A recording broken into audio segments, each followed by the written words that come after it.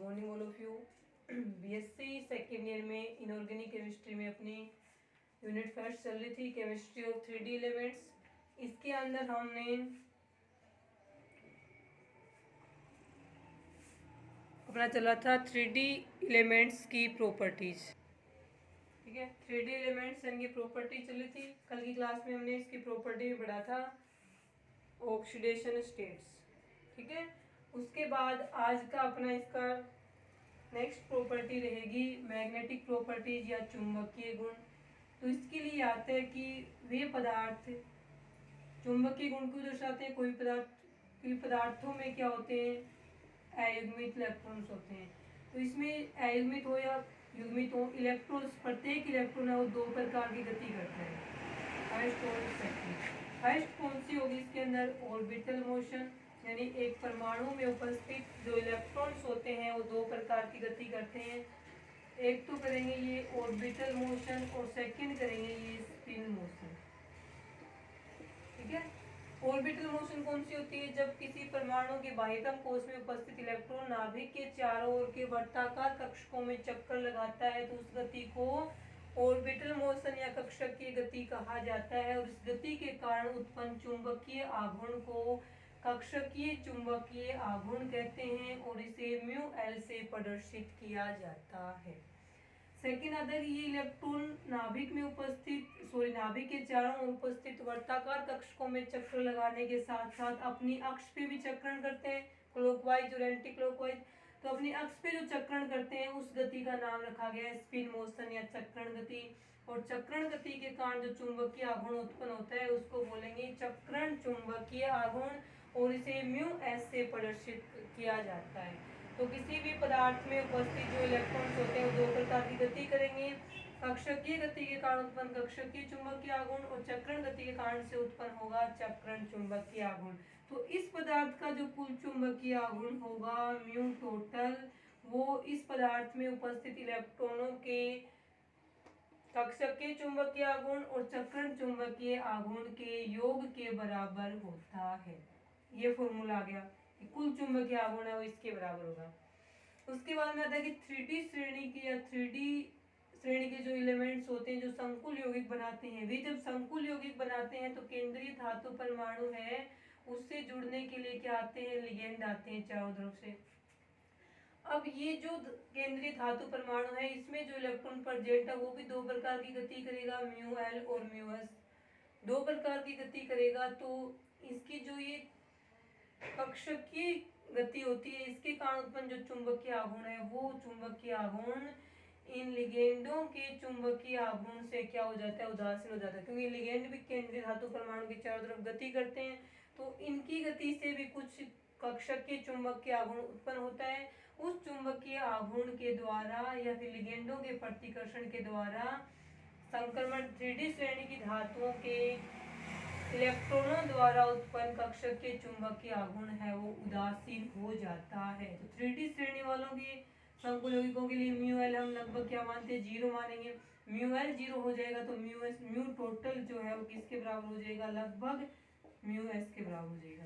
कहने का मतलब ये है कि 3D श्रेणी की धातुएं जो संकुल यौगिक बनाते हैं उन संकुल यौगिकों में केंद्रीय धातु परमाणु के अयुग्मित इलेक्ट्रॉन के कारण से उत्पन्न कक्षकीय चुंबकीय आघूर्ण और चक्रण चुंबकीय आघूर्ण। अब इनका जो एक कक्षकीय चुंबकीय आघूर्ण होता है वो इन धातुओं के चारों ओर उपस्थित लिगेंडों के प्रतिकर्षण के कारण से उदासीन हो जाता है। इस कारण से ऐसे संकुलों का कुल चुंबकीय आघूर्ण है वो इनके केवल चक्रण चुंबकीय आघूर्ण के योग के बराबर ही होता है।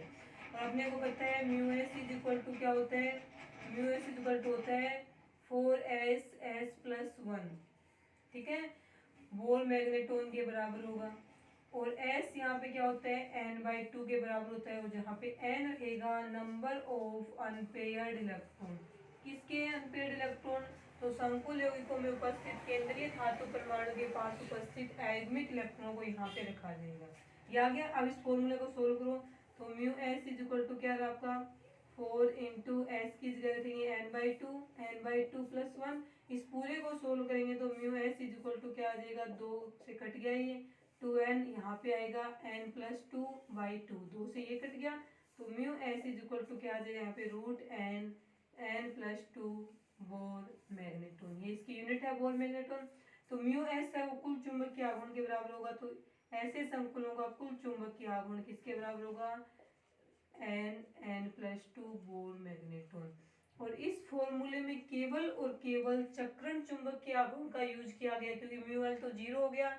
इस कारण से इस फॉर्मूले को स्पिन ओनली फॉर्मूला या चक्रण मात्र सूत्र कहा जाता है। तो एक नंबर में ये आया कि स्पिन ओनली फॉर्मूला लिखिए, तो कौन सा रहेगा, mu is equal to root N n+2 Bohr magneton. यहाँ पे ये जो स्मॉल एन है वह क्या रहेगा, number of unpaired electron present in central metal atom और आयन, यानी संकुल यौगिकों के केंद्रीय धातु परमाणु या आयन में उपस्थित अयुग्मित इलेक्ट्रॉन है वो यहाँ n की जगह रखे जाएंगे। आ गया होगा ये समझ में, ये था इसमें मैग्नेटिक प्रॉपर्टी। अब ये जो 3D श्रेणी की धातुएं हैं या जितने भी पदार्थ हैं वो कितने प्रकार का चुंबकीय व्यवहार दर्शाते हैं वो हम यहाँ पे पढ़ेंगे। तो देखिए इसमें चुंबकीय व्यवहार कितने प्रकार का होगा, तो यहाँ पे हम लिखेंगे टाइप्स ऑफ मैग्नेटिक बिहेवियर, पदार्थों के चुंबकीय व्यवहार के प्रकार, टाइप्स ऑफ मैग्नेटिक बिहेवियर, चुंबकीय व्यवहार के प्रकार। इसमें देखें आप पदार्थ है वो मुख्य रूप से 3 प्रकार का चुंबकीय व्यवहार दर्शाते हैं, वैसे 5 प्रकार का होता है लेकिन अपने को उसमें से 3 मेन है वही पढ़ने हैं। मुख्य रूप से 3 प्रकार का चुंबकीय व्यवहार दर्शाएंगे, कौन कौन सा रहेगा। फर्स्ट रहेगा इसमें पैरामैग्नेटिज्म, पैरामैग्नेटिज्म। सेकंड रहेगा इसमें डायामैग्नेटिज्म, और थर्ड रहेगा इसमें फेरो मैग्नेटिज्म। ठीक है, 3 प्रकार का हो गया। अब इन तीनों को बारी बारी से पढ़ना है। सबसे पहले हम पढ़ेंगे इसमें पैरामैग्नेटिज्म, हिंदी में बोलेंगे अनुचुंबकत्व, प्रतिचुंबकत्व और फेरोचुंबकत्व। सबसे पहले फर्स्ट वाले हेडिंग वापस लिखें, पैरामैग्नेटिज्म, एक नंबर पे लिखें वापस पैरामैग्नेटिज्म। तो देखें इसमें पैरामैग्नेटिज्म हिंदी में बोला जाएगा इसको, हिंदी में बोला जाएगा इसको अनुचुंबकत्व। अनुचुंबकत्व क्या होता है अनुचुंबकत्व, देखो तो वे पदार्थ या वे संकुल यौगिक जिनमें केंद्रीय धातु परमाणु के पास एक या एक से अधिक अनपेयर्ड इलेक्ट्रॉन प्रेजेंट होते हैं, एक या एक से अधिक अनपेयर्ड इलेक्ट्रॉन प्रेजेंट होते हैं, उनका कुछ ना कुछ चुंबकीय आघूर्ण होता है। यानी म्यू की वैल्यू 0 नहीं है, ये कुछ ना कुछ आएगा क्योंकि फॉर्मूला रहेगा अपना mu is equal to root N n+2 Bohr magneton. तो वो पदार्थ या वो संकुल यौगिक जिनमें केंद्रीय धातु परमाणु के पास एक या एक से अधिक अनपेयर्ड इलेक्ट्रॉन प्रेजेंट होंगे, उसमें इस n की जगह अनपेयर्ड इलेक्ट्रॉन की संख्या लिखने पर हमें कुछ ना कुछ चुंबकीय आघूर्ण प्राप्त होता है। ऐसे पदार्थ अनुचुंबकीय पदार्थ कहलाते हैं और इनके इस गुण को अनुचुंबकत्व कहा जाता है। तो इसमें लिखा जाएगा वे पदार्थ या वे संकुल यौगिक जिनमें केंद्रीय धातु परमाणु के पास एक या एक से अधिक अनपेयर्ड इलेक्ट्रॉन प्रेजेंट होते हैं, ऐसे पदार्थों का कुछ ना कुछ चुंबकीय आघूर्ण पाया जाता है और ऐसे पदार्थ अनुचुंबकीय पदार्थ कहलाते हैं और इनके इस गुण को अनुचुंबकत्व कहा जाता है। उसके बाद में इनके लिए क्या आता है कि जब किसी अनुचुंबकीय पदार्थ को पी लिख दिया पैरामैग्नेटिज्म, किसी अनुचुंबकीय पदार्थ को चुंबकीय क्षेत्र में रखते हैं, जैसे किसी पदार्थ को विद्युत क्षेत्र में रखते हैं तो क्या बोलते हैं, दो इलेक्ट्रोडों के बीच में रख दिया पदार्थ को तो विद्युत क्षेत्र हो गया। और चुंबकीय क्षेत्र में रखेंगे तो इसका मतलब है चुंबक के 2 ध्रुव हैं नॉर्थ पोल और साउथ पोल, इनके बीच में हम उस पदार्थ को रख रहे हैं।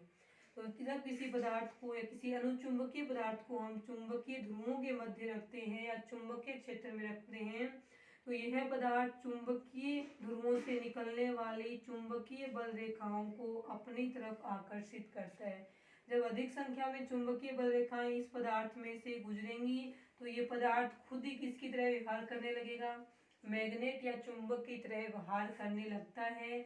और जब ये पदार्थ चुंबकीय बल रेखाओं को अपनी तरफ आकर्षित करता है तो इस पदार्थ का जो वेट होता है भार वो इंक्रीज हो जाता है, बढ़ जाता है।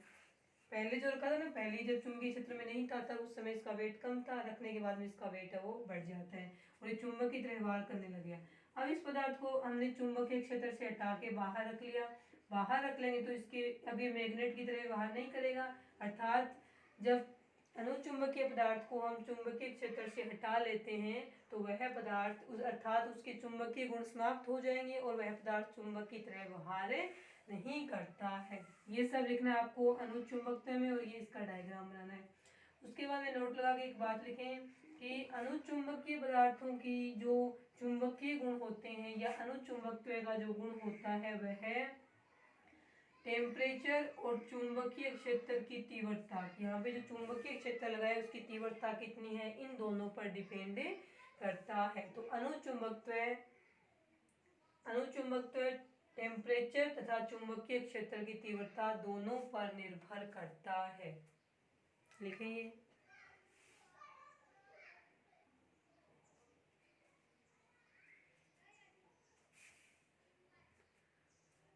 उसके बाद देखें इसका सेकंड टाइप में रहेगा डाया मैग्नेटिज्म। हिंदी में बोलेंगे इसको हम प्रति चुंबकत्व। हिंदी में बोला जाएगा इसको प्रति चुंबकत्व। देखें ये कौन से होते हैं। प्रति चुंबकत्व वाला गुण है वो अनुचुंबकत्व के अपोजिट में रहेगा, अर्थात इसकी डेफिनेशन में लिखा जाएगा कि वे पदार्थ की प्रति चुंबकत्व किन में पाया जाता है, किस प्रकार के पदार्थों में पाया जाता है, किन संकुल यौगिकों में पाया जाता है। तो उसके लिए लिखा जाएगा कि यह गुण उन यौगिकों में, उन संकुल यौगिकों में या उन पदार्थों में पाया जाता है जिनमें केंद्रीय धातु परमाणु के पास ऑल इलेक्ट्रॉन, सभी इलेक्ट्रॉन है वो युग्मित अवस्था में हों। तो वे संकुल यौगिक या वे पदार्थ जिनमें केंद्रीय धातु परमाणु के सभी इलेक्ट्रॉन युग्मित अवस्था में होते हैं, ऐसे पदार्थों के लिए चुंबकीय आघूर्ण शून्य प्राप्त होगा। क्यों? क्योंकि ऑल इलेक्ट्रॉन पेयर रहे तो नंबर ऑफ अनपेयर्ड इलेक्ट्रॉन 0 रहेगा। फॉर्मूला बनेगा अपना रूट n+2 बोल मैग्नेट्रॉन। जब इस फॉर्मूले में हम number of unpaired electron small n की जगह 0 रखेंगे तो म्यू की वैल्यू क्या प्राप्त होगी, 0 प्राप्त होगी। तो ऐसे पदार्थों के लिए चुंबकीय आघूर्ण शून्य प्राप्त होता है। तो ऐसे पदार्थ है वो प्रति चुंबकीय डायामैग्नेटिक पदार्थ कहलाते हैं और उनके इस गुण को प्रति चुंबकत्व कहा जाता है। सभी इलेक्ट्रॉन युग्मित अवस्था में हो तब इनका चुंबकीय आघूर्ण 0 प्राप्त होगा। ऐसे पदार्थ प्रति चुंबकीय पदार्थ कहलाएंगे और इनके इस गुण को प्रति चुंबकत्व कहा जाता है।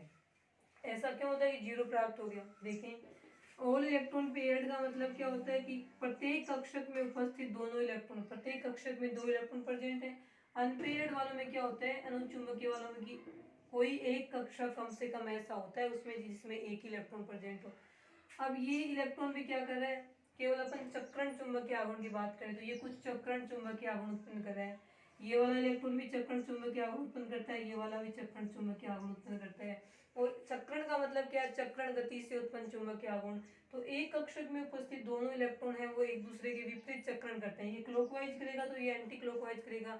तो इन चक्रण के कारण जो इनका चुंबकीय आघूर्ण उत्पन्न होगा म्यू एस, वो भी एक दूसरे क्या होगा, अपोजिट डायरेक्शन में होगा। दोनों क्या करते हैं, अपोजिट डायरेक्शन में स्पिन करते हैं, चक्रण करते हैं। तो इनका चक्रण के कारण जो चुंबकीय आघूर्ण उत्पन्न होगा, चक्रण चुंबकीय आघूर्ण म्यू एस, वो भी दोनों एक दूसरे क्या होंगे, अपोजिट होंगे। इस कारण से दोनों एक दूसरे को क्या कर देते हैं, उदासीन कर देते हैं।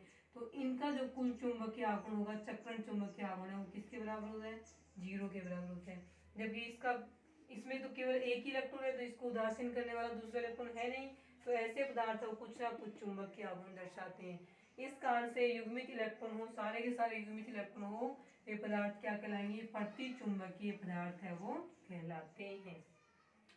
उसके बाद में इनके लिए क्या आएगा कि जब किसी प्रति चुंबकीय पदार्थ को हम चुंबकीय क्षेत्र में रखते हैं, यानी चुंबकीय 2 ध्रुव है, नॉर्थ पोल साउथ पोल, उसके बीच में रखेंगे, प्रति चुंबकीय पदार्थ है, डी से लिख दिया। इसमें रखेंगे तो चुंबकीय ध्रुवों से निकलने वाली चुंबकीय बल रेखाओं को ये पदार्थ क्या करता है, प्रतिकर्षित करता है, अपने से दूर कर देगा।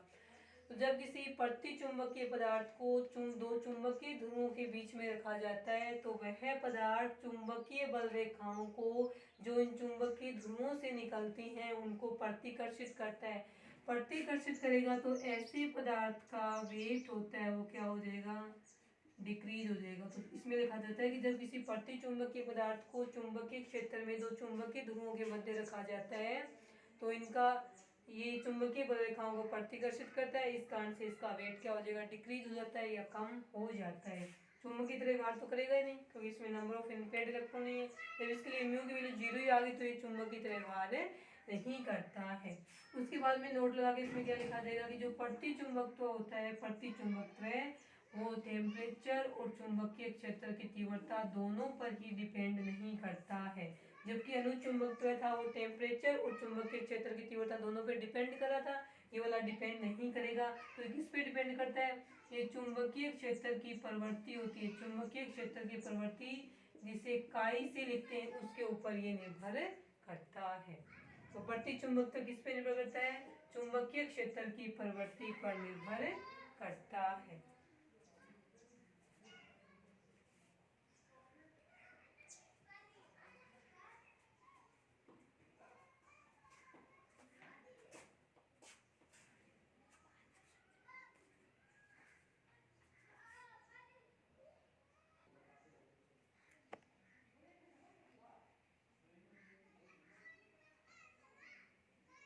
थर्ड देखें इसका, तीसरा रहेगा फेरोमैग्नेटिज्म।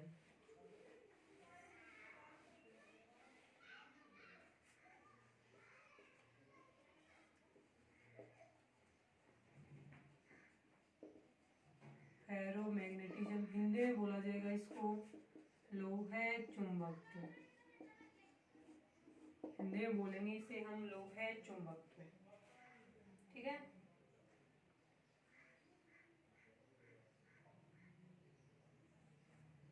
देखो इसमें क्या होता है, इनमें इनकी डेफिनेशन में लिखा जाएगा कि ये जो लोहे चुंबकत्व का गुण होता है वो लोहे चुंबकत्व का गुण है वो अनुचुंबकत्व का क्या है, विस्तृत रूप है। जब अनुचुंबकत्व बहुत अधिक मात्रा में हो जाए किसी पदार्थ में तो बोलेंगे कि ये क्या बन गया, इसमें लोहे चुंबकत्व का गुण आ गया। किस कारण से होता है अनुचुंबकत्व, किसी कारण से होता है नंबर ऑफ अनपेयर्ड इलेक्ट्रॉन के कारण होता है अनुचुंबकत्व। तो जब नंबर ऑफ अनपेयर्ड इलेक्ट्रॉन बहुत अधिक संख्या में हो जाए, मोर नंबर ऑफ अनपेयर्ड इलेक्ट्रॉन बहुत अधिक संख्या में किसी पदार्थ या संकुल यौगिक में यदि बहुत अधिक संख्या में अनपेयर्ड इलेक्ट्रॉन प्रेजेंट हो तो ऐसे पदार्थ को हम क्या बोलेंगे, लोहे चुंबकीय पदार्थ बोलेंगे और उनके इस गुण को हम लोहे चुंबकत्व कहते हैं। अब इनमें और अनुचुंबकीय वाला डिफरेंस एक होगा कि अनुचुंबकीय में नंबर ऑफ अनपेयर्ड इलेक्ट्रॉन कम रहेंगे, जबकि लोहे चुंबकत्व पदार्थ होते हैं उनमें लोहे चुंबकीय पदार्थों में नंबर ऑफ अनपेयर्ड इलेक्ट्रॉन ज्यादा रहेंगे।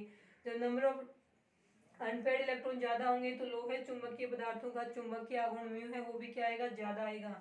अब देखिए इसमें एक डिफरेंस और क्या होता है कि जब लोहे चुंबकत्व पदार्थ को हम चुंबकीय ध्रुवों के मध्य रखते हैं तो इस पदार्थ में अपने को पता है क्या है, अयुग्मित इलेक्ट्रॉनों की संख्या है वो अनुचुंबकीय पदार्थ में अयुग्मित इलेक्ट्रॉनों की संख्या से क्या रहेगी, ज्यादा रहेगी। ज्यादा रहेगी तो ये चुंबकीय बल रेखाओं को अनुचुंबकीय पदार्थ की तुलना में अधिक संख्या में आकर्षित करता है। इस कारण से इसका जो वेट होता है वो अनुचुंबकीय की तुलना में बहुत ज़्यादा बढ़ जाएगा और यहाँ पे भी ये पदार्थ किसकी तरह व्यवहार करने लगता है, चुंबक की तरह व्यवहार करने लगता है। यहाँ तक सेम है, अनुचुंबकत्व वाला ये सेम, केवल यहाँ पे क्या रखना है कि नंबर ऑफ अनपेयर्ड इलेक्ट्रॉन ज़्यादा होंगे लोहे चुंबकीय में, वेट भी ज़्यादा इंक्रीज होगा अनुचुंबकीय से और इसमें चुंबकीय गुण आ जाते हैं। अब अनुचुंबकीय और लोहे चुंबकत्व में सबसे बड़ा अंतर क्या है वो देखें कि जब हम फेरो चुंबकीय पदार्थ को लोहे चुंबकीय पदार्थ को चुंबकीय क्षेत्र से हटा के हमने बाहर रख लिया तो ये पदार्थ यहाँ भी चुंबक की तरह व्यवहार करता है, अर्थात अब भी इसके चुंबकीय गुण समाप्त नहीं हुए। जबकि अनुचुंबकत्व में क्या था, अनुचुंबकीय पदार्थ को जब तक हम चुंबकीय क्षेत्र में रखते हैं, जब तक चुंबकीय ध्रुवों के मध्य रखते हैं तब तक ही वो चुंबक की तरह व्यवहार करता है। यहाँ से हटाते ही उसके चुंबकीय गुण समाप्त हो जाते हैं, जबकि लोह चुंबकत्व में ऐसा नहीं होता है। लोह चुंबकीय पदार्थ को जब हम चुंबकीय क्षेत्र से हटा लेते हैं तब भी वह चुंबक की तरह व्यवहार करता है, अर्थात उसके चुंबकीय गुण समाप्त नहीं होते हैं, अर्थात ये स्थायी चुंबक स्टेबल मैग्नेट बन जाता है।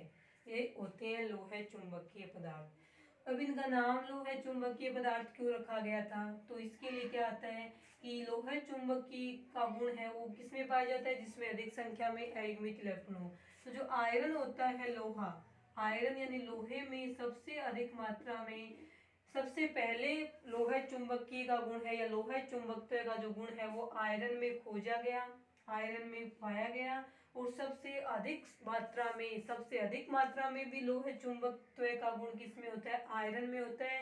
इस कारण से ऐसे पदार्थों को हम लोह चुंबकत्व या फेरोमैग्नेटिज्म कहेंगे। इस गुण को, इन पदार्थों को लोह चुंबकीय या फेरोमैग्नेटिक पदार्थ कहते हैं। तो इनका नाम फेरोमैग्नेटिक या लोह चुंबकत्व क्यों पड़ा, तो इसका कारण रहेगा कि लोह चुंबकत्व का गुण सबसे अधिक मात्रा में तथा सर्वप्रथम आयरन में पाया गया या आयरन में खोजा गया। इस कारण से ऐसे पदार्थों को लोह चुंबकीय पदार्थ तथा इनके इस गुण को लोह चुंबकत्व कहा जाता है। ठीक है, ये रहेगा इसमें तीसरा फेरोमैग्नेटिज्म।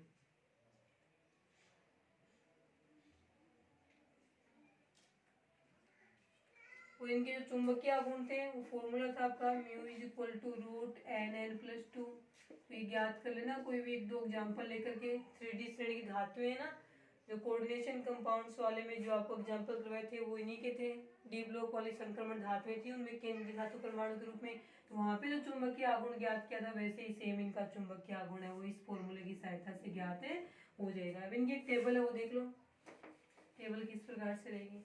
टेबल में इनके अंदर ये आएगा कि यदि नंबर ऑफ अनपेयर्ड इलेक्ट्रॉन इस साइड लिखो और म्यू की वैल्यू इस फॉर्मूले से निकलती है वो इस साइड लिखो, बोर मैग्नेटोन में आएगी। तो यदि number of unpaired electron zero रहेंगे तो ये भी जीरो आएगा, एक रहेगा तो ये आएगा 1.73।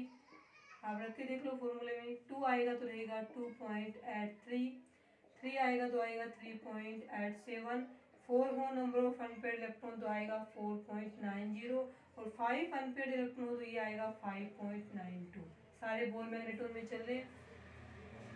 और किसी भी संकुल हो, कोई भी संकुल हो, उसमें केंद्रीय धातु परमाणु के पास maximum number of unpaired electron 5 ही रहेंगे, 5 से ज़्यादा किसी में भी नहीं मिलेंगे। 5 के बाद जब डी में 3D श्रेणी में या 3D ब्लॉक में 5वां छठा इलेक्ट्रॉन आएगा ना, वो 5 में पहले के साथ में युग्मित होगा, तो मैक्सिमम नंबर ऑफ इलेक्ट्रॉन है वो 5 ही होंगे। तो कितने इलेक्ट्रॉन हो, कितना चुंबकीय आघूर्ण हो, यहाँ पे रहेगा। इसके बाद में नेक्स्ट रहेगी इसकी प्रॉपर्टी, मेटालिक प्रॉपर्टी, धात्विक प्रकृति इन संकुलों की या इन यौगिकों की, वो हम पढ़ेंगे कल की क्लास में। आज के लिए इतना ही।